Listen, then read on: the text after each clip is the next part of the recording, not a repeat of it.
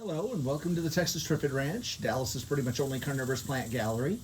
Today we're going to talk about wasps. More importantly, we're going to go ahead and we're going to talk about allegedly using carnivorous plants as wasp control.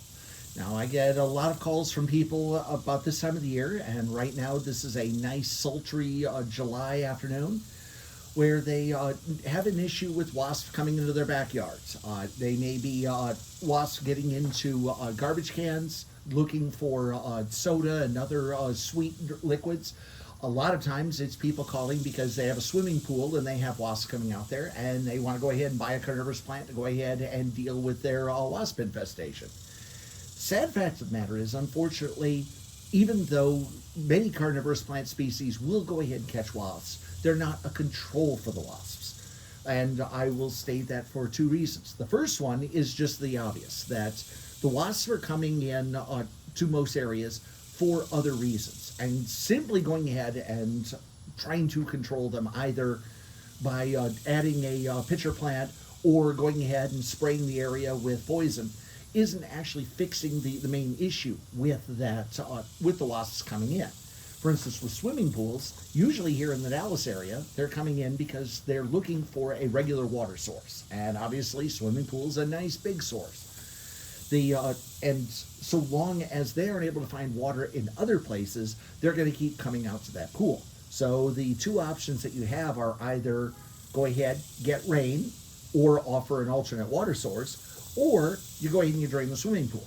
Because so long as there's water in there, the wasps are going to continue to come on in. They'll usually go ahead and stop in the fall when the rains start coming back in and they're able to get regular water sources. But in July and August, when things are particularly dry and particularly hot, yeah, they're going to be a little bit of a problem. Now, realistically, in the Dallas area, the vast majority of wasp species are not a problem. You have the most common ones that you will see coming out to areas and making interactions with people are either species of mud dauber or paper wasp. The paper wasps capture caterpillars and other small organisms and feed them to their larvae, and the mud dauber wasps paralyze spiders and bring them back to their nests, where they're packed into chambers, an egg laid at one end, and then the larva eats its way through the paralyzed spiders. It finally emerges as an adult the next year and continues the cycle. So, and both of them out here are remarkably inoffensive. That is, they can actually recognize individual people. I don't know whether it's by smell or by sight. I understand some wasp researchers are already working on that. But one way or the other, they are actually able to recognize individual people. And most of them are so mellow that it takes real effort to go ahead and get them to sting. And on one point, while I understand a lot of people are very allergic to wasp stings, I sympathize. I'm very, very allergic to bee stings. At the same time, with mud daubers in particular, they are so gentle-tempered that you pretty much have to grab one and squeeze one before it'll sting. That a lot of the behavior that people see as being aggressive of, oh, this wasp is going to go ahead and sting me, is in actuality just the wasp coming in, taking a quick smell, taking a quick look, seeing who you are, and are you going to be something that's going to be in that immediate area. Wasps and bees are really good at making a mental map of their immediate area so they know they can get back to their nests. And a lot of the times, what is seen as aggressive behavior is actually just the fact of, okay, I want to see, are you going to be here in another 2 hours? If you aren't, if you're something moving, I'm not going to map you. If you're holding perfectly still and you're here when I come back, then you're going on the mental map. So in any case, one of the other reasons why wasp control really can't be done with carnivorous plants is looking at the size of the wasp. And in this case, the plant that you see out here right now is a classic Sarracenia, North American pitcher plant native to the Gulf Coast. And you may see these burns here on the side. Now, what this is plant indigestion. That in many cases, Sarracenia are really, really good at catching prey that's too big for them to digest easily. For most insects that are caught in there, they have about 3 to 5 days to be digested before they start to rot. And what you're seeing here is the actual rot, where a large insect, in this case probably a wasp, could also, with both of these, could be flies, could be yellow jackets, could be even click beetles, ended up getting trapped in the pitcher, and the plant wasn't able to digest it in time. That tends to happen in particularly dry periods, like right now, where the plant isn't able to go ahead and draw enough water up into the column to be able to go ahead and drown and digest that prey. So you end up with these bee burns that form on there.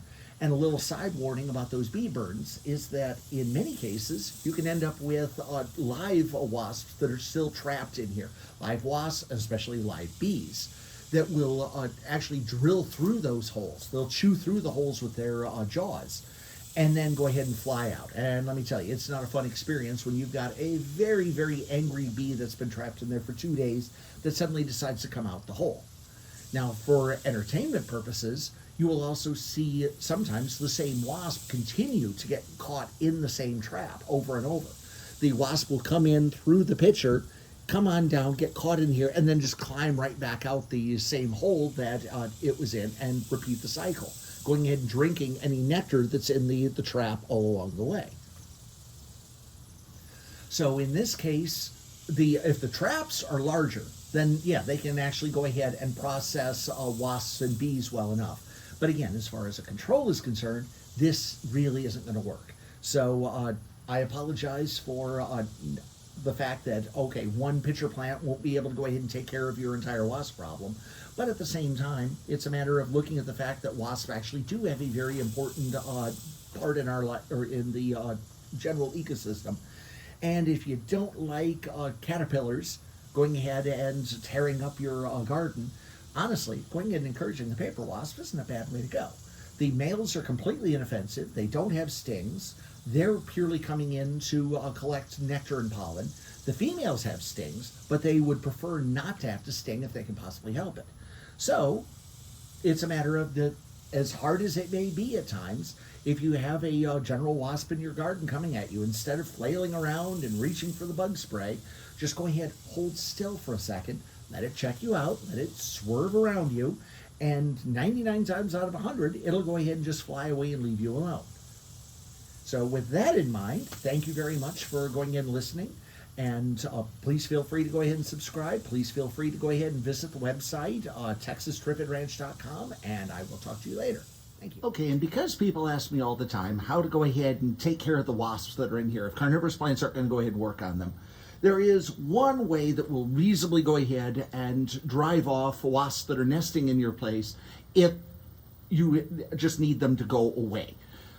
In this case, what we're looking at here is a collection of paper wasps. We have several species of paper wasps in the area, all of which are actually beneficial.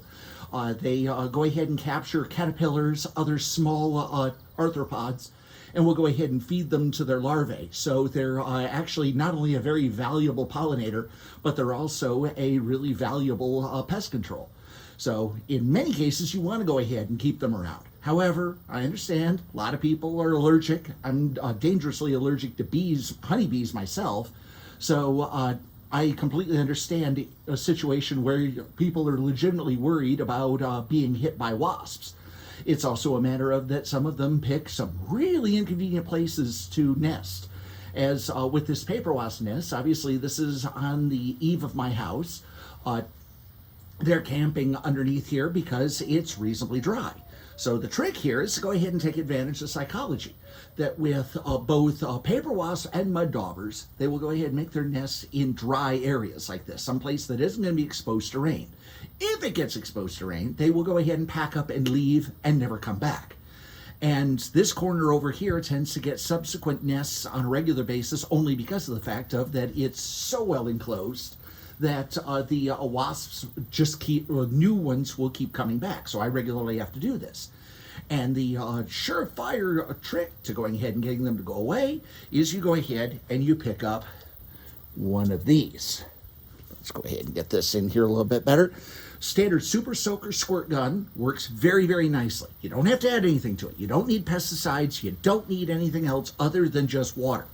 And what we're going to do here, the reason why I'm going with a super soaker instead of a regular hose, if you're in a situation where you can go ahead and use a hose, feel free to go ahead and blast the bejesus out of it. But in this case, since there's wood underneath here, and you don't necessarily want this area getting completely saturated, a super soaker works very nicely. Anyway, go ahead and fire. And just keep firing. As you notice, the wasps are leaving, and they're not going to be coming back. They're understandably shocked. I wouldn't blame you. It's sort of like setting fire to your own house. But the reality of it is that they're conditioned that if that nest is wet, they will pack up and leave. They will start new nests elsewhere in places that are not going to be a pain in the butt to you. But the reality of it is that within a couple of seconds, they're all gone. You may also notice that they didn't come after me, they didn't come after anybody else, because again, the instinct on here is that strong. I've got a couple of them that are out looking around. They're going to come back, realize that that nest is completely saturated, and they will go and they will not come back a second time. So I hope this helps. And for those of you who are wondering about the backdrop, this is a sculpture by the late SMU professor Bob Slaughter. He had a specialty for creating fossils of mythological creatures, and this is his sculpture of the god Pan. As you can see down on the lower left, you can see the pan pipes here on the side. This one here was given to me by the Dallas artist Barry Kuda. He received it after Dr. Slaughter died, and had it on display at his house. And when he realized he was going to have to move out of the Dallas area, he went ahead and gave it to me, figuring that this would be something that would definitely be appreciated over here. And oh, it very much is. This is now out on my porch. You may notice the crack that's here on the side. There's an interesting story about this, was that this piece broke inadvertently and was actually used in a prank against young Earth creationists. This is known as Ojibwa Man. The idea was absolute verification of young Earth creationist theory on the idea of actually finding human bones incorporated in situ with a dinosaur, such as an Allosaurus. And in this case, you ended up with a couple of pranksters who took the front half of this, concealed the horns up here on the upper side here, and had the slab hanging out of the jaws of an Allosaurus skull that they had also put down here. I was pointed this out by Dr. Thomas Holtz, paleontology professor at University of Maryland, and I had to thank him for his good eye, because I hadn't heard of Ojibwa Man before he had brought this up. And in any case, as you can see, this was, let's see, the whole thing is done with a combination of concrete and plaster. Obviously, the plaster bandage along the outside to make it look like it was it had been collected in the wild and patched with plaster to allow it to be moved. And this was part of a large collection of fossils that Dr. Slaughter had made in the 1980s and 1990s. There's, in fact, a book specifically on the subject. It was a pictorial guide of all of his various fossils that came out in 1993. It's rather rare now. If you can go ahead and find a copy, go ahead and grab onto it. But it has any number of interesting bits, everything from Yeti fossils to fairy fossils, and the Pan fossil was just one of many of those.